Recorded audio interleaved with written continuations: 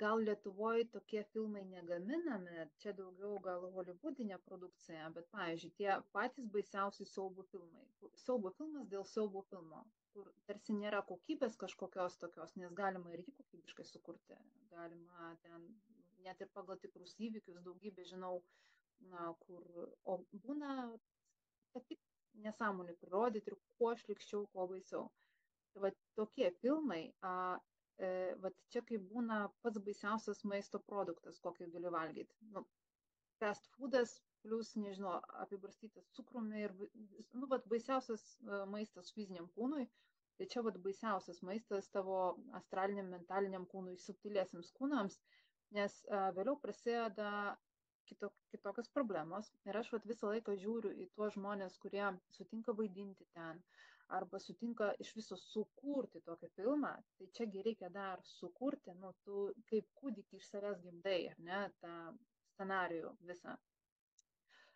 Ir kokios ten energijos dirba per tą žmogų ir kam jis tą išleidžia į pasaulį kitiems žmonėms šitą vartoti. Tai vat aš visą laiką skatinu labai žiūrėti, kaip mes žiūrim, ką mes valgom, kad savęs nenuodyti, tas pats žiūrėti ir kokios muzikos klausai ir kokius filmus žiūri, nes vienas filmas gali, aš, pavyzdžiui, net nežiūriu į tą pusę, nes aš žinau, kad aš galiu taip blogai paskui pasijusti, o žmonės, kurie būna kartais kontaktų su savim nejaučia, jie net nejaučia, kad blogai jaučiuosi va dėl to, kad pasižiūrėjau ten kažką tai. Tai va aš už tą ir klausiu, ar yra kažkoks tabu, kad va ten tai dėl tam tikrų, nu, va, dėl vertybių skalės savo, pavyzdžiui, aš ten nevaidinu tokių personažų, todėl kad kažkada žiūrėjau vienos aktorės interviu, aš neatgaminsiu jos vardo pavardės, bet tai toks senas rusiškas siaubo filmas, pats pirmas, kur moteris iš karsto pakyla tokia juodai. Baubas. Jo, baubas ir ten tas pats pirmas, senas, juodai baltas. Taip. Aš atsimenu, aš buvau labai maža ir aš žiūrėjau jį su tėčiu. Ten taip po antklodė sėdėjau, ten truputį išlindau, sakau, tėtė, ar jau baisu, ar dar ne, jis sako, jau nebebaisu, tai aš taip žiūrėjau va taip, nes man tuo metu tai buvo baisu. Ir ta aktorė, tarp kitko, jinai sakė, kad jį labai gailėjosi, kad jį tame filme vaidino. Interviu, kad ir blogai jautėsi, ir vaidino, jinai pradžiai gerai, vėliau po to jinai jau pradėjo blogai jaustis ir tarsi jausmas, kad nereikėjo to kurti. Nu, jinai taip pasijuto. Tai ar nebuvo tokių momentų? Nes vis tiek tai kaip išleidi į pasaulį tą darbą. Žmonės valgo tą energiją. Taip, ir tau kenkimas gali būti labai didelis. Labai pritariu. Tiesiog man tai nepasitaikė. Čia gal irgi, tu pritrauki tai, ką tu skleidi, ar ne, yra tas dėsnis. Tai man nepasitaikė tokių dalykų iš tiesų, bet aš jau nuo pat studijų laikų, ieškodama vis tik įprasminimo šitai profesijai, kas, vardan ko, aktorius, vardan ko. Tam, kad tu parodytum, kad tu moki taip, ar kitaip, ar trečiaip, ar ten kažko. Man trūko, aš ieškojau vis tik kas ir radau japonų teatre, besiruošdama vaidmeniui Moteris mėlynuose Kobo Abės, studijavom daug japonų teatro filosofijos, nes japonų autoriaus kūrinys. Ten aptikau posakį, jie sako, aktorius turi būti gydytojas arba magas. Ir man viskas pasidarė aišku, aš visą gyvenimą turiu šitą moto, aktorius turi būti gydytojas arba magas.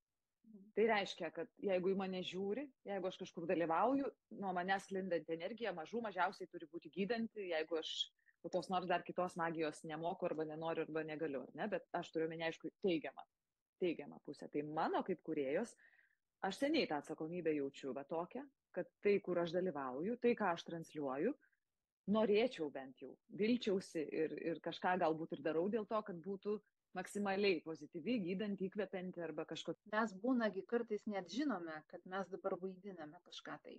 Ne, ten, tai isterika kokia vyrui, tai ten panašiai prieš draugę, ten kažkas. Aukos vaidmenį labai mėgstam, ar ne, kai reikia permesti atsakomybę kažkam. Taip, mes žinom, kad mes vaidiname, ar ne, mes suprantam, kad dabar aš esu ne aš ten, pavyzdžiui.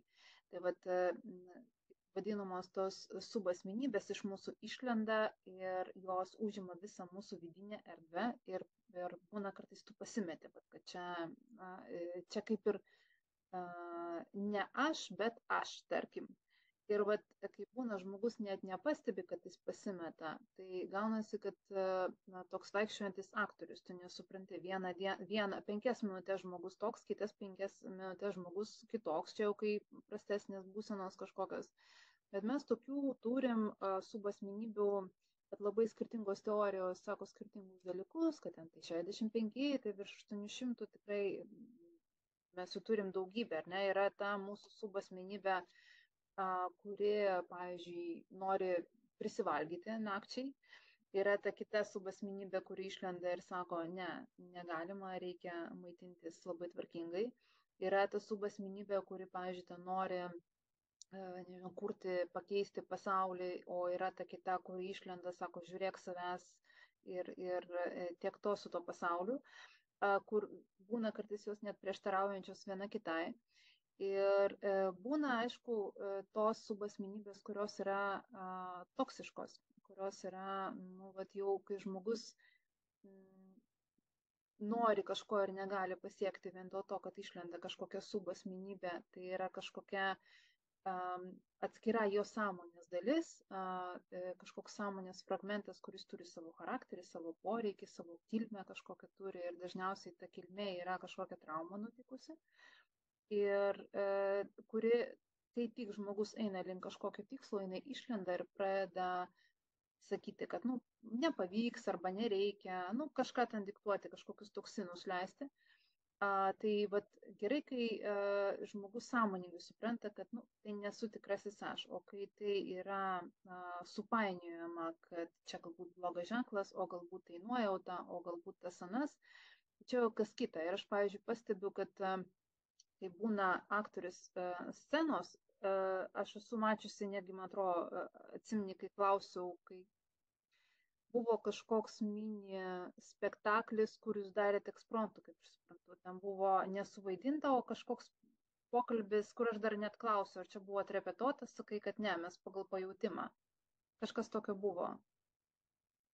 Tai buvo seniai, buvo seniai ir aš kažkokie tokie pokalbiai, kur jūs ten kažką ten, ir aš dar atsimenu, ten buvo trumpas tas spektaklis, dar atsimenu, vat liktai ir tu gyvenime, kai žiūri, žmogus juda, jis juda kitaip. Ant scenos atsistoja, judesiai pasikeičia, veido išraiška, ta prasme, fizinis kūnas realiai prisitaiko prie emocijos, kurią žmogus ten savo sukuria, kad suvaidinti kažką tai. Nors atrodo ir ekspromtu, bet tu realiai matai netgi ir ant scenos, bet gyvenime visiškai taip pat. Žmogus kitokioje būsenoje pasikeičia jo net veido bruožai. Jis gali tapti visiškai neatpažįstamas, netgi per sekundės išryškėti raukšlės, kurių nesimatė. Kiek tai yra tokia vat magija. Net be makiažo, be nieko. Tu tiesiog matai, kad judesiai kitokie, stovi kitaip, netgi atrodo, akis kitokios atrodo, lūpos kitokios atrodo, kažkokie raumenys gal veide išryškėja arba susilpnėja iki tokių, vat, kad net fizinis kūnas reaguoja į tas būsenas, kurios išlenda iš to žmogaus. Tai vat, man užtat ir įdomu, kaip juk vis tiek reikia savo sukelti tą būseną. Aš galvojau, kaip, nusakai, neskraidai ir taip toliau, bet vis tiek į savo vidinę būseną reikia įeiti tam, kad sukelti savo, pavyzdžiui, skausmą. Tai reiškia, reikia išskristi į praeitį, ką nors prisiminti. Nes aš atsimenu, kaip aš mokykloje bandžiau vaidinti, taip reikėjo. Tai tam, kad suvaidinti ką nors, man reikėdavo ką nors prisiminti. Ką nors tokio skaudaus, kas nors mane nuskriaudė ir taip toliau. Ir, pavyzdžiui, jeigu man tą kiekvieną dieną reikėtų daryti, man nepavyktų. Tiesiog įeiti į visą kitokius vaidmenis, tiesiog tai yra ne mano. Bet tikrai reikėdavo, tai reiškia, kažkuria prasme reikia nuolat grįžti į praeitį ir net kažkaip emociškai savo skausmą sukelt, kad, pavyzdžiui, apsiverkti lygioje vietoje. Kai tu žinai, kad 15 minutę mūsų vaidinime reikės verkti. Tai reiškia, savo vidų reikia skausmą kažkokį sukelt. Taip, tai čia aktoriaus profesija, tai mes tai darom sąmoningai. Ar sąmoningai reikia, šio dabar neprisimenu. Bet tam ir yra repeticinis etapas, kol tu tą dėliojasi partitūrą. Yra netgi tokia technika, kad, pavyzdžiui, tam tikroje vietoje, kur tau galbūt reikės tos emocijos. Kai tu ties tuo tekstu sustoji, būtent yra tokia technika prisiminti kažkokius savo išgyvenimus, toj vietoj, nu, kaip sakyti, kaip Pavlovo refleksą, ne, toj vietoj tą prisiminimą savo sukelti, bet neleisti savo verkti. Tik jau atrodo, tuoj ašaros pasirodys ir tu važiuoji toliau, tą palieki. Ir kas kartą toj vietoj tu savo vis sukeli tą emociją, bet neleidi savo verkti, ar ne? Ir ta vieta, nu, prisikaupia va tos emocijos, nes spektaklio metu tu neturi kažkiek minučių galvoti, kaip čia aš dabar pradėsiu verkti. Tai jau turi vykti viskas čia ir dabar. Ta minutę, sekundę tu gali verkti ir staiga kita reakcija, tu jau juokiesi, viskas pasikeitė, dinamika ir kaita yra didelė čia ir dabar. Tau nebėra laiko prisiminti, kaip ten irgi iš aktorinių anegdotų, kad stovi aktorius užkulisiuose ir daužo kaktą į sieną ir mama mirė, nes to jam reikės eiti į sceną ir ten vaidinti dramatišką sceną, bet tai suveiks vieną kartą, paskui nebeveiks, tau ta mama mirė, nieko nebereikštų, nes jau tu tą emociją išverkiai, ar ne, jau tu ją išnaudojai. Tai kas kartą turi prisiminti kitokią, nes va terapijos, ar ne, paslaptis, vieną kartą išsikroviai, iškalbėjai, išverkiai, viskas, išsilaisvinai nuo tos traumos ar net nuo tos emocijos ir kitą kartą tau reikia jau kitos. Tai todėl yra visokių būdų, galų gale aktorius taip įsitreniruoja, kad vien nuo žinojimo, kad šitoj vietoje reikia tokios emocijos, jinai ir kyla tau jau be jokių pastangų. Tai vis tik čia toks kaip ir gyvas įrodymas, kad emocijos ir būsenos paklūsta minčiai. Tai, ką tu galvoji, taip tu ir jautiesi. Mes gyvenime kaip turim trigerius tokius, vat, kaip pavyzdys klientės. Ten klientas, jis tokią problemą turi, sako, aš negaliu susilaikyti, nes aš nuolat apie savo moterį pradedu kalbėti, nu, tikrai šlykščius dalykus. Aš ją ten visai ir pavadinu, ir nusodinu, ir baisiausia, sako, aš net prie kitų žmonių tą darau. Taip nebuvo. Taip nebuvo, pradžiai viskas buvo gražu, aš ją gerbiau, aš bijojau ją prarasti, aš ten vaikščioju aplink ją kaip aplink karalienę ir dabar aš su ją, nusako, nubūna kaip su šiukšlė kalbu. Bet įsijungia, nu, tokia tamsa, sako, aš taip tikrai nenoriu daryti. Nu, vieną dieną jinai gali apsisukti ir išeiti ir čia ne aš. Sako, nu, aš sakau, nu, kaip kažkuri tavo dalis tą daro. Pabandykim sužinoti, kada jį gimė ta dalis, iš kur jie atsirado. Nebuvo, hop, iššoko kažkas tai. Pasirodo, kažkaip jie atviravo ir ta moteris papasakojo, kad prieš tai visi buvę partneriai su ją elgėsi labai prastai. Jie apgaudinėjo, vienas net mušė ir su ją kalbėjo ir jinai tą kentė, absoliučiai kiekvieną partnerį kentė. Ir nemažai metų, ten po 4-5 metus, jį viską atleisdavo. Ir taigi atrodo labai nekaip, kai žmogus tiek daug metų leidžia su savim taip elgtis. Ir sako, man kažkuri mano dalis išeina, kuri jos labai negerbė dėl to. Ir aš tarsi kažkokią vidinę tamsą išvedu pasivaikščioti tokiu būdu. Ir sako, gimė lygioj vietoj vien nuo jos šito pasakojimo, nes jinai tarsi pademonstravo, kad su ją taip galima. Taip galima turbūt elgtis. Tai išlenda, sako, kažkas iš manęs, kaip tą kažką nuraminti, sako, ar kažkur tai pradanginti, ką daryti, nes aš toks būti nenoriu, bet pasirodo tampu. Tai čia tai, kas vadinama subasmenybėmis, programomis, aš dažniausiai darbę vadinu tiesiog programomis, nes čia yra informacijos rinkinys. Tiesiog žmogus taip daryti nenori, jis toks būti nenori, bet taip gaunasi, net trigeris kažkoks išeina iš vidaus ir žmogus pradeda taip elgtis. Mes tokių turim visi, gal aš netgi esu iš tų žmonių, kur, pavyzdžiui, man kai kurios mano tamsios savybės, jos man patinka. Aš net nežiūriu jas kaip į tamses, todėl kad jos man padeda pasiekti tam tikrų tikslų. Jos yra tokios pramušamoji jėga tokia, gal ir nelabai gera mergaitė, bet tarp kitko, kai kurie dalykai jie pasidaro ant tų tokių tam tikrų mūsų energijų, kurios nėra kažkokios super lengvos, pukelis ir taip toliau. Ir tokių mes visi turim, bet jos dažniausiai yra užspaustos. Jeigu per daug ilgai ką nors užspaudė, tai tas pradeda lysti per kitus kraštus kažkokius, tai ir nelabai gražia šviesa. Tai tokių visokių gyvenančių personažų mes visi turim, kuo labiau jų užspaudė, tuo mažiau jam ten dėmesio ir meilės trūksta. tuo daugiau prasideda, kad jis bandys išlysti arba per ligas, arba anksčiau ar vėliau sutiks kažką, vat kaip tas vyras sutiko moterį, kuris bus trigeris, kuris tą tamsą išves pasivaikščioti. Tai vat, kas liečia tas tamsias subasmenybės, vat, kai tu į jas pasižiūri, tu jas priimi ir jų neatmeti, ir į jas pasižiūri kaip į kažką, kas kai kurios netgi gali pasitarnauti. Nes tikrai, kaip pavyzdys, jeigu jūs pasižiūrėsit turtingiausius pasaulio žmonės, kurie priklauso Forbes, ten visi tie vat, patys, aš iš tikrųjų nemanau, kad patys turtingiausi oficialiai paskelbti, bet tarkim, tie, kur mes žinom, dažniausiai nebūna jie geriečiai. Dažniausiai nebūna jie kažkokie lengvi pūkuoti, ten būna rinkinys tokių charakterių savybių, kad oho, ir dėka tų charakterių savybių jie yra ten, kur jie yra. Tai vat kai kurios mūsų subasmenybės, gal jos ir neatrodo labai gražios ir šviesios, mes pripratę ten šviesą kažkaip savaip ten dažniausiai, kaip mes ten išmokinti traktuoti, bet jos yra, būtinos, kaip čia pasakyti, tam tikriems tikslams pasiekti. O kai kurios atvirkščiai yra tokios... Sabotuojančios. Jo, jau nuodija gyvenimą, čia jau kaip arba per ilgai užsibuvo ir reikia jas kažkaip palydėti ir su jomis kažkaip atsisveikinti, jas transformuojant į kažką tai kitą, bet neišeina, kol jas nepažiūrėsi, kol jų nepavaidinsi, nes tada nežinosi, kad tai bus. Tai vat, aš esu dabar tokioj būsenai, kur pasako, ar ne, kad ruošiuosi jau knygos pristatymui, tai aš ten tokių prirašiau dalykų apie save, kad mano draugė perskaitė ir pasakė, sako, klausyk, tu emigruosi iš šalies po šitos knygos.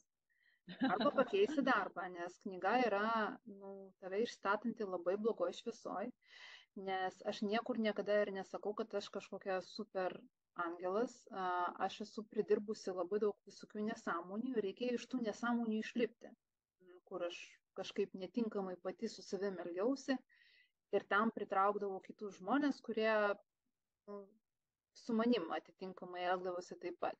Reikėjo iš to kažkaip lipti ir ten labai daug tokių mano šešėlinių pusių yra. Aš iš tikrųjų taip galvodavau, aš taip jausdavausi, man tai nepatikdavo, aš pradėdavau keisti kažką, kad aš taip nesijausčiau.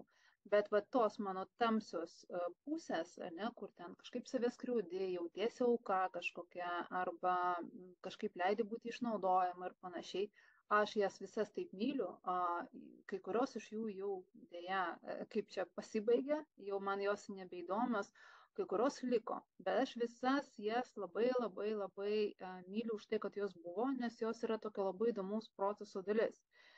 Ir vat, kai kurios mūsų subasmenybės yra iš tikrųjų jau, vat, kai būna, jos išsibaigia. Jos išsibaigia, galima jas jau palydėti, bet mes, kadangi smegenys pripranta prie tam tikros tvarkos, mums būna sunku, užtat ir bijo dažniausiai žmonės kokių nors stipresnių praktikų arba ten kokių saulės užtemimo, nes dažniausiai tai atneša pokyčius. Tai aš dabar noriu pakviesti jūs padaryti tokią praktiką. Mes dirbsime su MAC technika, tai metaforinio asociatyvinio kortelių technika per vaizdinį. Dabar kiekvienas vaizdinys mums, kiekvienam iš mūsų reiškia vis skirtingus dalykus. Todėl, kad mūsų pasąmoninės asociacijos labai skirtingos yra. Tai pasistengkite neklausinėti, jeigu jūs dabar kambaryje ne vienas, neklausinėti šalia esančio žmogaus, kad tu čia matai, todėl, kad jis jums ten pasakos savo. Kaip mes veiksime? Aš parodysiu užverstas 6 korteles.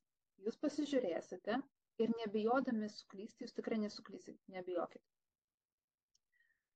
Jūs pasižiūrėsite ir nuspręsite, po kurią kortelę slypi ta jūsų dalis, ta subasmenybė, kuri yra jumise, kuri yra pasiruošusi būti transformuota, pakoreguota, tiesiog išeiti, kuri jau jums trukdo. Tai yra nelabai koks personažas, kurį laikas nužudyti.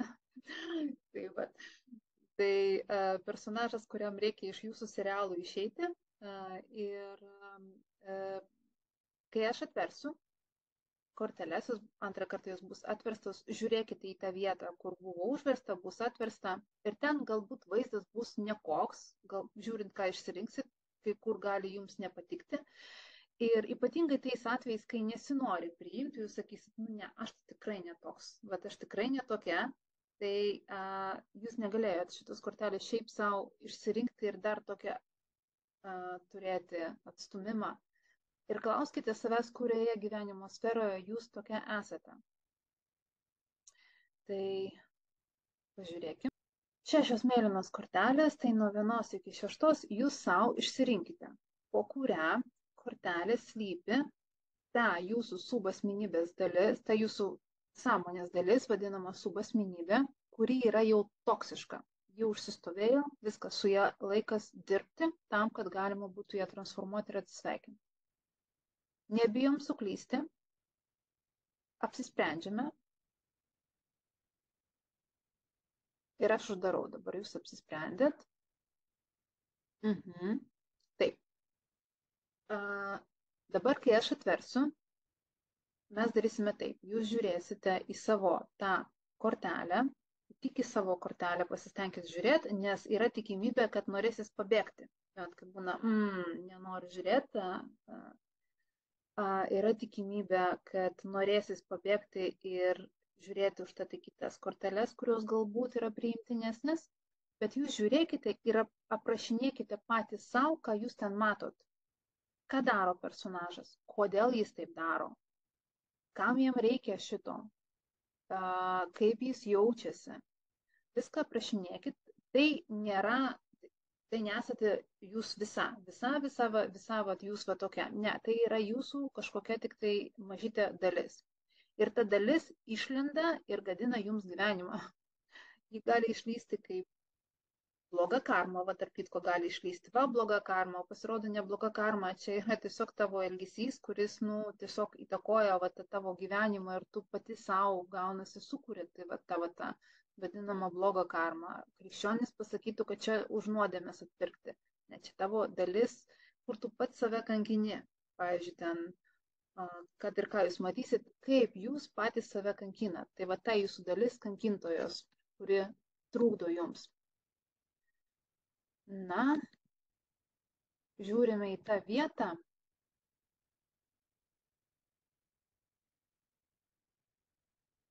Žiūrim dabar tyloj ramiai truputį į savo kortelę.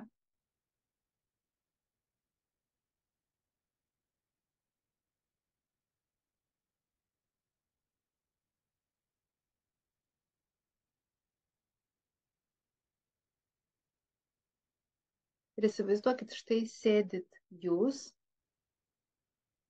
ir tarsi ta dalis, kurią jūs matote kortelė, ji sėdi priešais jūs dabar. Ji yra dabar priešais jūs, tai ką jūs matot kortelėje. Ir jūs į ją pasižiūrėkit ir ne tik į ją žiūrėkit, jūs ją išjauskite. Bet kaip mes su žmogumi bendraujam, mes bandom į kontaktą įeiti, jūs jį išjauskite ir paklauskite jo, kaip jis jaučiasi, ką jis daro, kodėl.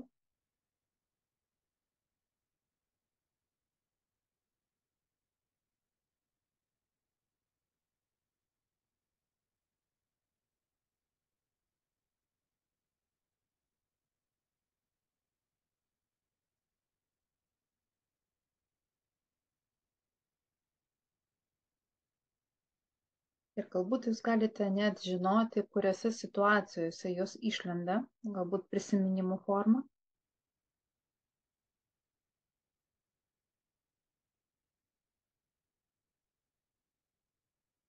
Ir tai gali būti net dvi, atrodytų, viena su kita nesusijusios sritys.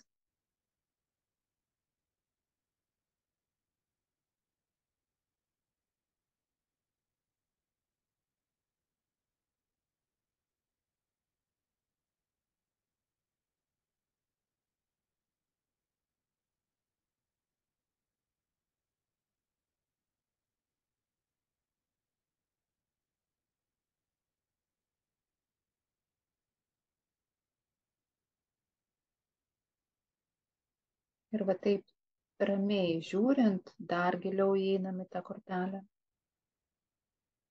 Į visišką kontaktą.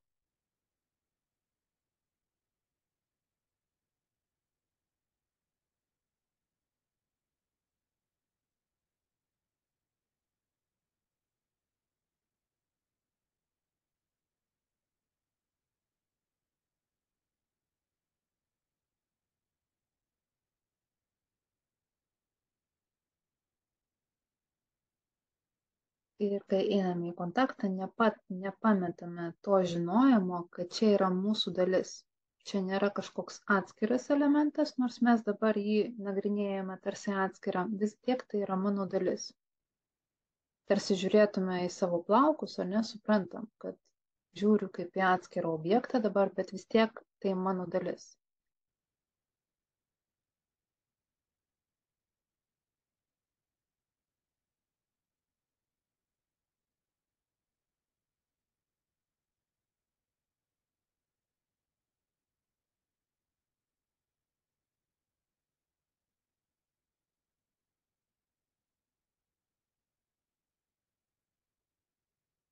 Ir dabar galbūt ne šią akimirką, bet sau užduokime tokį klausimą, į kurį norim gauti atsakymą. Nespaudžiam erdvės, kad būtinai šią akimirką, galbūt miego metu, galbūt rytoj. Kada užgimė ši subasmenybė manyje? Kokia tai buvo situacija?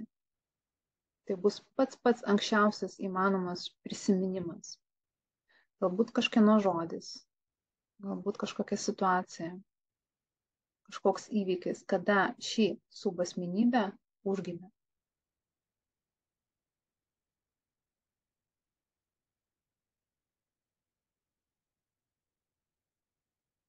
Aš pabandysiu dabar truputį padidinti ir vienai ir kitai, kad dar giliau įeiti.